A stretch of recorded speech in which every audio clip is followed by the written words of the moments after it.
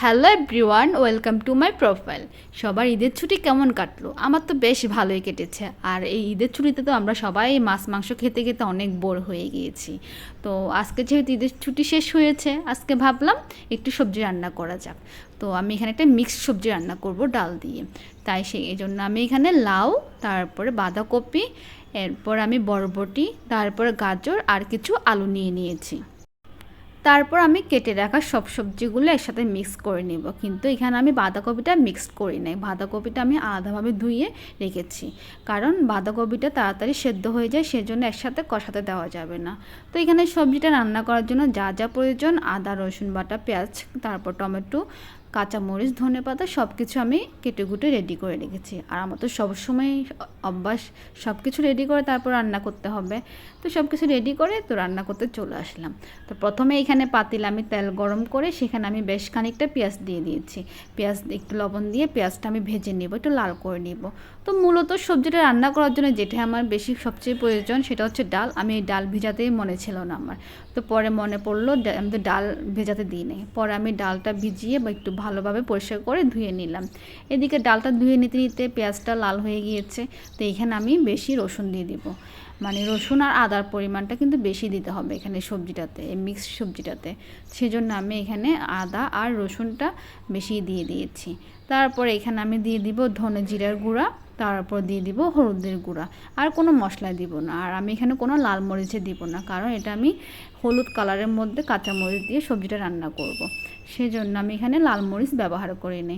তারপরে তো মশলাগুলি ভালোভাবে কষিয়ে নিব। মশলাটা কষানো হয়ে গেলে এখানে আমি যে ডাল ধুয়ে রেখেছিলাম ডালটা দিয়ে দিব, মসুর ডাল। এখানে চাইলে আপনারা যে কোনো ডালে ব্যবহার করতে পারবেন, বুটের ডালও ব্যবহার করতে পারবেন, তারপর মুগ ডালও ব্যবহার করতে পারবেন। কিন্তু আমার বাসায় মসুর ডাল ছিল, আমি সবসময় মসুর ডাল দিয়ে রান্না করি। আমার মসুর ডাল দিয়ে খুব ভালো লাগে এই সবজিটা। এখানে আমি কোনো প্রকার শুটকিও ব্যবহার করব না এবং কাঁচা চিংড়িও দিব না, মানে কোনো রকম চিংড়ি ছাড়াই অথবা শুটকি ছাড়াই এই সবজিটা আমি রান্না করে থাকি। আমার খুব প্রিয় একটা, শীতকালে এই সবজিটা আমার অনেক বেশি ভালো লাগে, কারণ শীতকালে তো আরও অনেক ধরনের সবজি পাওয়া যায়। তারপরে এখানে আমি তো কেটে রাখা ধুয়ে রাখছিলাম সবজিগুলো দিয়ে দিব, দিয়ে ভালোভাবে কষিয়ে নিব। এখানে কিন্তু আমি এখন বাঁধাকপিটা দিই নেই। রান্না করতে করতে আমার কিছু খেতে মন চাচ্ছে, কি আর করা, ফ্রিজ আইসক্রিম ছিল, অর্ধেক খাওয়া আইসক্রিম, সেই আইসক্রিমটা খেয়ে নিলাম। রান্না করতে করতে গরমে, এখন যে গরম পড়তেছে, এই গরমে রান্নাঘরে দাঁড়িয়ে রান্না করা যে কতটা কষ্টের এটা সবাই বোঝে না। তো যাই হোক, এখানে সবজিটা সেদ্ধ হয়ে গেছে, মানে কষানো হয়েছে। এখন আমি এখানে বাঁধাকপিটা রেখেছিলাম, সেই বাঁধাকপিটা দিয়ে আমি আরেকটু কষিয়ে নিব।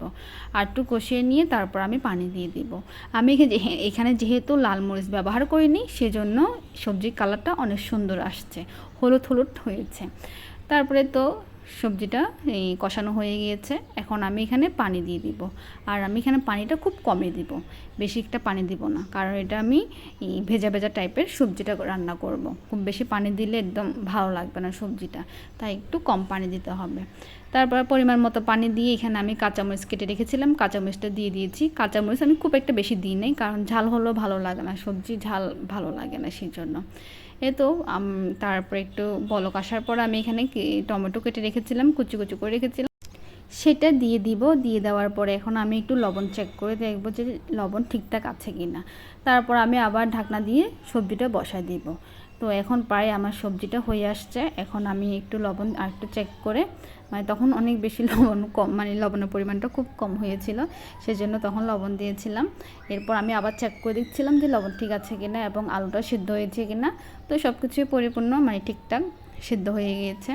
এখন আমি এখানে ধনেপাতা, বেশ খানিকটা ধনেপাতা দিয়ে সবজিটা নামিয়ে নিব। এইভাবেই সবজিটা রান্না করি। আবার এরকম মিক্স সবজিটা অনেক বেশি ভালো লাগে, কোনো রকম শুটকি এবং চিংড়ি ছাড়া শুধুমাত্র ডাল দিয়ে সবজিটা রান্না করেছি।